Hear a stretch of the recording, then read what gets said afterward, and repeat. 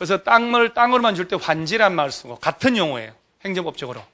그래서 기존에 내가 가진 보다 더 받는 것 가능하다 이 말이잖아요. 덜 받을 수도 있다. 청산금 주고받고 하면 되니까.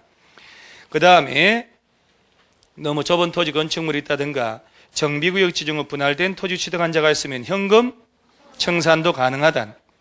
재해나 위생상 위해를 방지하기 위해 토지 규모를 조정할 특별한 필요가 있다면 너무 좁은 토지를 넓혀서 토지가 아름하여 보상을 해버리거나 건축물 일부하고 건축물 있는 대지에 공유 지분을 줘버릴 수도 있다. 입체환지처럼. 그 다음 줄을 쫙 꺼야지. 분양 설계에 관한 계획은 분양 신청 기간이 만료하는 날 기준으로 짠다. 이거 묻다가 여기까지 온 거예요. 그래서 오른손에 볼펜 들고 왼손 팔뚝에다가 써요. 여기다 분양 설계에 관한 계획은 분양 신청 기간이 만료하는 날 기준으로 짠다라고 해놓으면 절대로 안 잊어먹거든요. 그러죠? 자, 다시 손바닥에 진짜 쓴다. 팔뚝에 쓰라고 그래. 팔뚝에. 손바닥에 썼잖아. 이렇게 집에 갑니다. 그래서 밥을 이렇게 하다가 식구들이 볼 거 아니야. 이거 뭐냐고. 몰라. 이게 뭐야? 아이 놀래. 이게 뭐야 이거. 기억 자체가 없어요. 그래서 식당 가서 밥 먹고 그냥 나올 때 식당 중에 돈 내셔야지 그러면 아 그러네. 건망증. 돈은 무슨 돈이 이 사람아? 치매. 자, 그래서 성경 기억나면 건망증에 우리는 다시 91페이지 맨 하단으로 와요. 맨 하단에 와서 관리처분계획의 내용 속에 분양 설계에 들어간다 안 들어간다. 그래서 나 같으면 분양 설계 거기다 동그라미 치고 화살표 쫙 해서 언제 기준? 거기다가 딱 쓰는 거야. 나 같으면 분양 신청 기간이 만료하는 날 기준으로 한다. 그래서 분양 신청 기간이 끝나잖아요. 분양 신청 기간이 만료하는 날 기준으로 해서 뭐가 나온다고? 분양 설계가 나온다 이 말이야. 오케이? 자, 관리처분계획에는 분양 설계가 들어간다 안 들어간다? 들어간다. 그러죠. 그게 첫 번째 거 아니야. 그 설계는 언제 기준? 분양 신청이 만료하는 날. 그 다음 두 번째 사업 시행자의 주소 성명 들어가 안 들어가요? 보고도 들어간다고 난리 나서 보고도.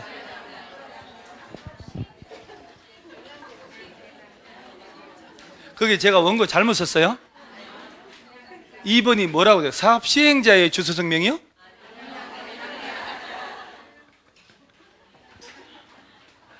야, 그래도 여러분 이렇게 따라온 게 되긴 합니다, 진짜로. 조는 사람도 별로 없고. 자, 분양 설계 들어갔지요? 분양 대상자가 누군지 주소와 성명 넣어야지. 그러죠?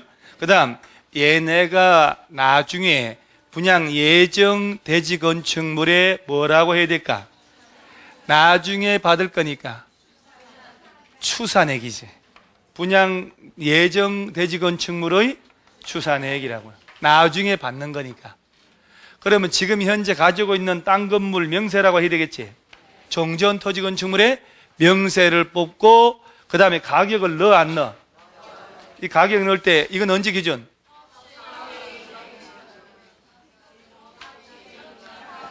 자, 거기 한 장 넘겨보면 다음 페이지에 동그라미 5번 봐봐요. 분양 대상자별 종전 토지 건축물에 명세가 들어가고 사업 시행 계획 인가고시가 쓴 날 기준으로 한 가격이 들어가는 거예요. 정확하게 외워야 되겠죠? 다시 한번 관리처분계획 열람해 보면 현재 가지고 있는 종전 땅 건물의 평당 가격을 알 수 있다 없다? 있다고. 그죠? 자, 그 평당 가격 기준은 언제 기준으로 짠다고요? 그럼 사업 시행 2월 1일 날 인가고시 떨어졌죠? 요 날 기준으로 평가한 가격이 들어간다 이 말이야. 종전 땅 건물의 가격은 나올 수 있잖아요. 평가하면 종전 땅 건물의 가격은 언제 기준? 사업 시행 인가고시가 쓴 날이라고 연습을 안 하면 안 되는 거예요. 시험에서는. 얼마 자주 나오는데. 그 다음에 6번의 정비사업비의 추산액, 조합원들의 분담 규모식이 들어가고, 분양 대상자 종전 토지 건축물에 관한 소유권 고해의 권리명세 들어가고, 세입자 보상하기 위한 권리명세 평가가 들어가는 거예요.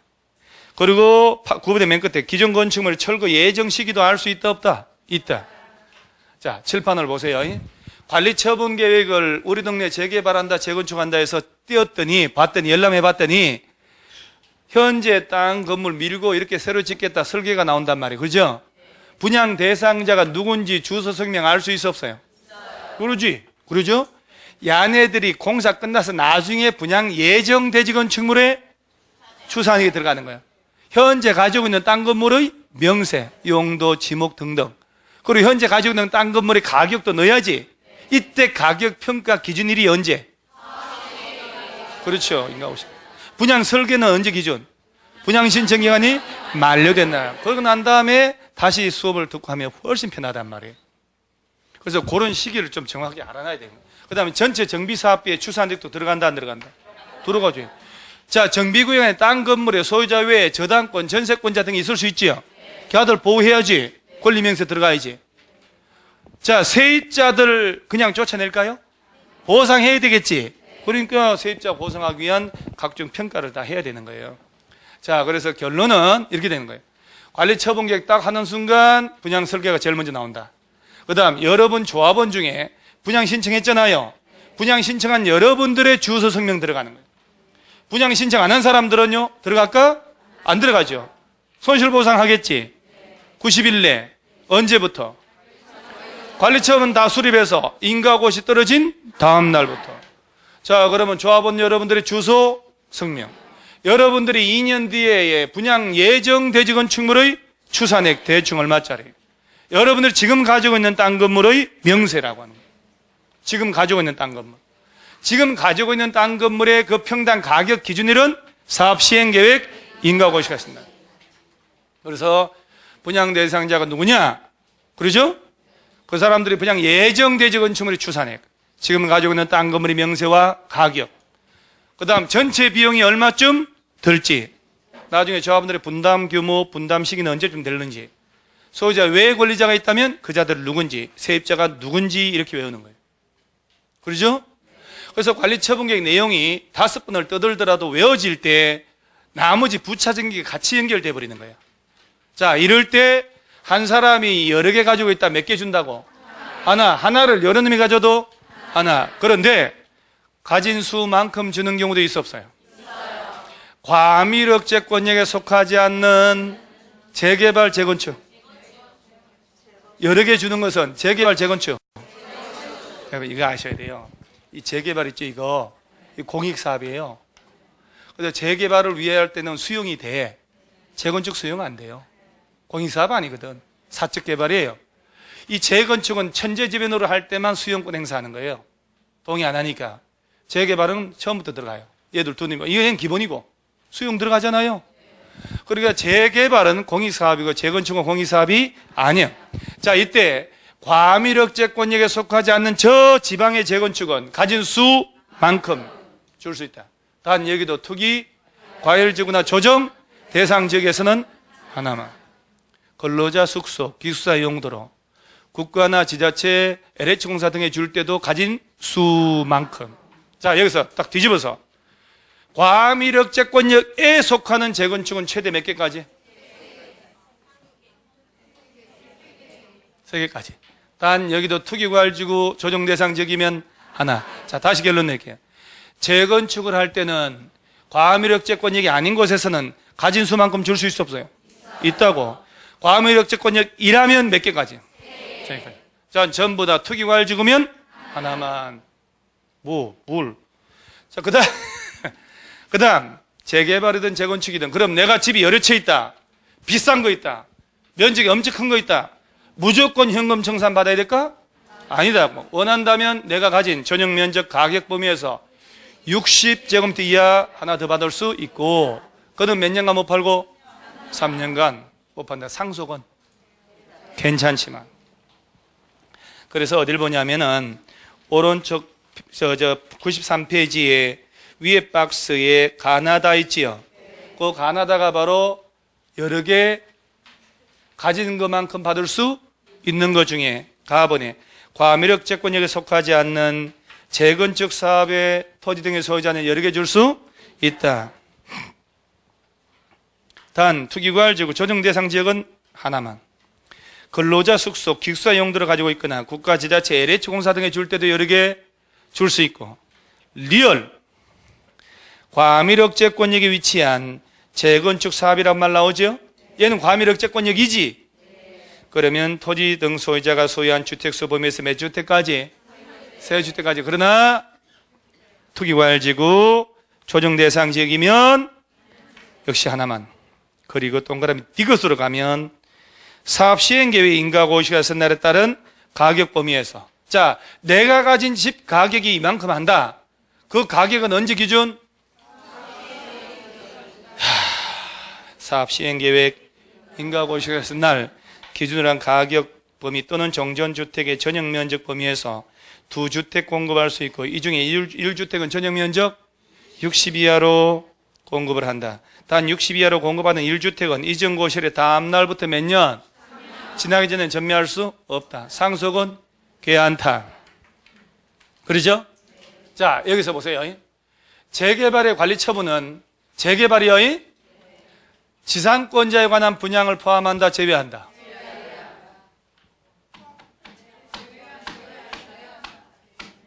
여론이 제외한다고 나오는데 어떡하지? 박스 밑에 당구장 2개 있지요? 첫 번째 당구장 보세요. 여기가 한 치 앞으로 안 보네.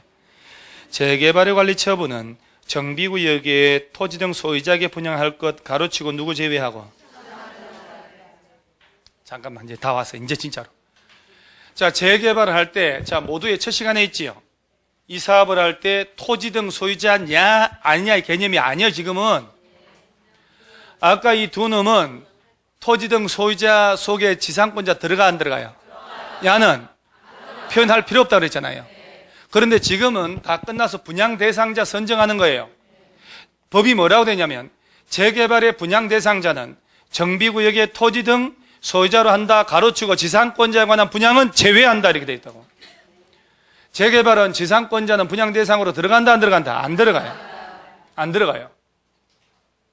주거환경개선사업도 관리처분으로 짜는 방법을 할 때도 다 제외돼요. 자, 그 다음 재건축이든 재개발이든 법에 정한 기준이 있을 거 아니에요? 그런데 재건축은 전원동의 얻으면 전원동의 얻은 대로 할 수도 있다, 없다? 있다. 그게 바로 두 번째 거.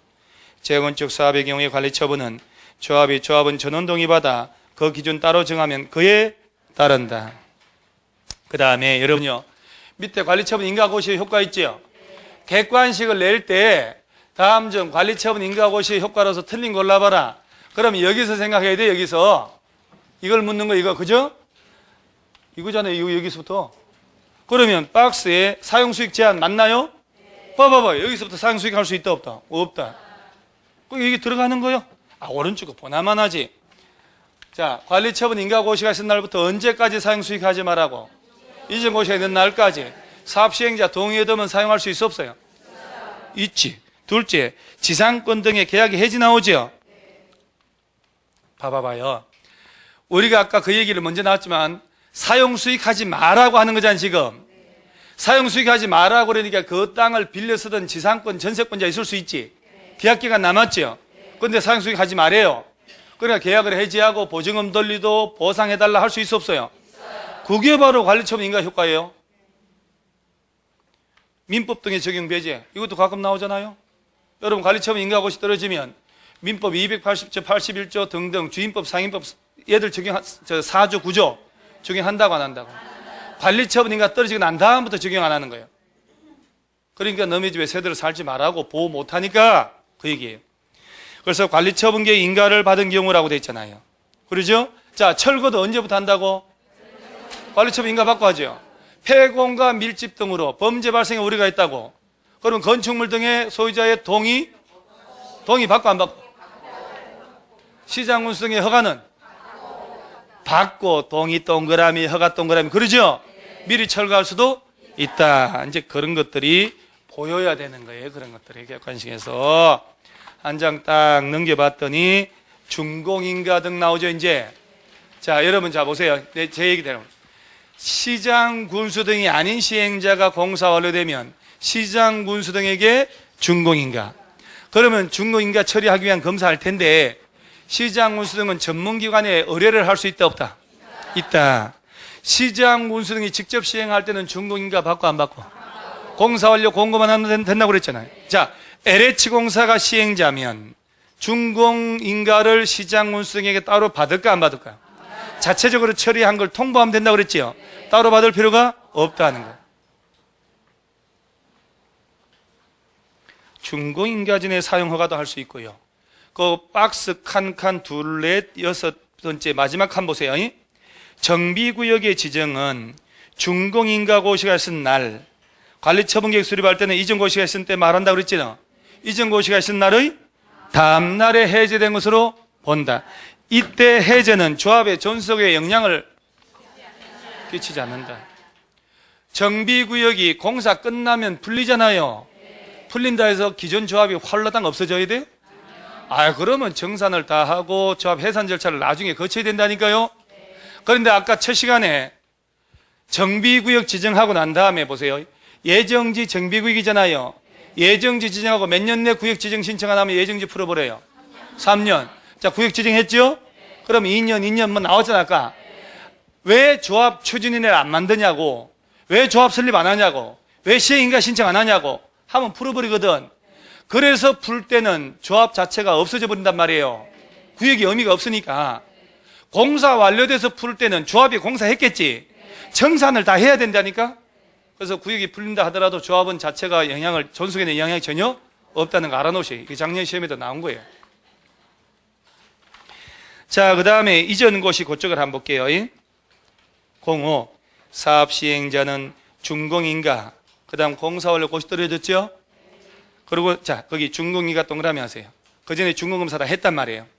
준공인가, 그 다음 공사 완료됐다고 고시하면 지체 없이 뭘 하고? 청량. 청량이 먼저, 분할이 먼저?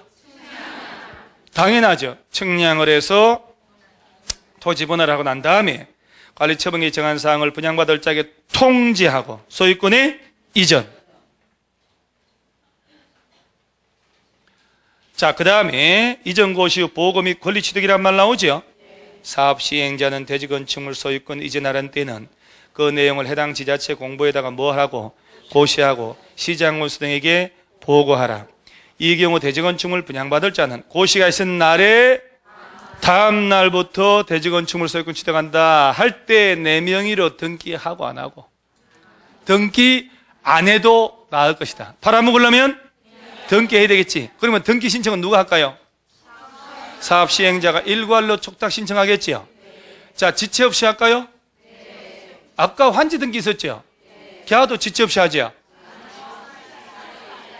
다르다는 거 인식한다는 것만 해도 큰일 한 거예요. 등기 신청 보세요. 재산권 권리자 보기 쉬우니까.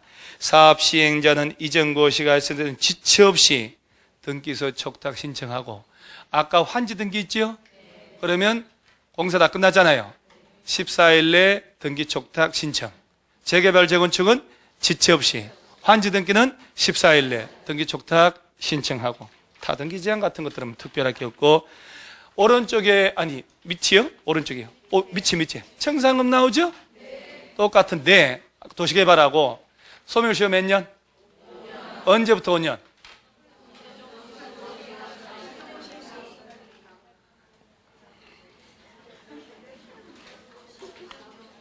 우리요, 재개발, 재건축을요, 분할해서 징수 교부하는 거 될까요? 안 될까요? 청산금, 분할해서. 저 두 번째 칸 봐봐요. 사업 시행자는 정관 등에서 분할 징수 지급을 정하고 있거나 총회 의결을 거쳐 따로 정하면 관리처분 인가 후부터 이전고시가 있는 날까지 사이에 기간별로 분할해서 지급할 수 있다. 없다고 자꾸 내거든. 자, 바로 밑에 징수위탁 1. 청산금 납부할 자가 납부하지 않으면 시장군수 등의 사업 시행자는 강제징수할 수 있어 없어요? 시장군수 등은 되죠. 지방세 체납처분에 따라 강제징수할 거, 시장군수 등이 아닌 시행자는 시장군수 등에게 청산금 징수를 위탁할 수 있고, 이때 징수한 금액 100분의 4. 이건 개발법 똑같단 말이에요. 공탁도 할 수 있고요. 자, 소멸시효. 청산금 지급받을 권리를 징수할 권리는 이전 고시의 다음 날부터 5년간 행사 안 하면 시효로 소멸합니다. 다음날. 여기까지가 여러분들이 좋아하는 정비법. 그 다음 한 장 넘어가면, 한 장 넘어가 봐봐요. 암기사항 또 있죠? 그래서 여기서 기가 센 사람은 집에 가서 예를 3번 더 읽어보고,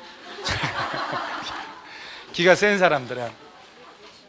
이게 지금 우리 오늘 수업용 교재잖아요. 그래서 여기에 책이 제대로 나오면 스프링철 돼서 칼라로 해서 이쁘게 책자로 나올 거예요. 카페에다가 올릴 테니까 그러면 그 책을 뭐 가격은 뭐 해봐야 스프링철 할 때 단가가 비싸져요. 인쇄소 재본소 물어보니까 그냥 책으로 나올 때 훨씬 싼데 스프링을 일일이 작업할 때 임금이 많이 된대요. 근데 한번 해보려고 그래요. 보기 좋게. 그래서 만들어서 나면 그걸로 해서 부계조로 시험장 때까지 읽어보셔요. 왜냐하면 얘는 개정된 걸 반영을 했잖아요. 그러니까 덕지 붙은 게 없고. 그래서 제가 볼 때 자신감을 가지면 충분히 합격할 수 있어요. 오늘 이후로 스스로 절대 의심하지 마셔요. 꼭 합격할 겁니다요. 자, 오늘 이만합니다. 수고했습니다.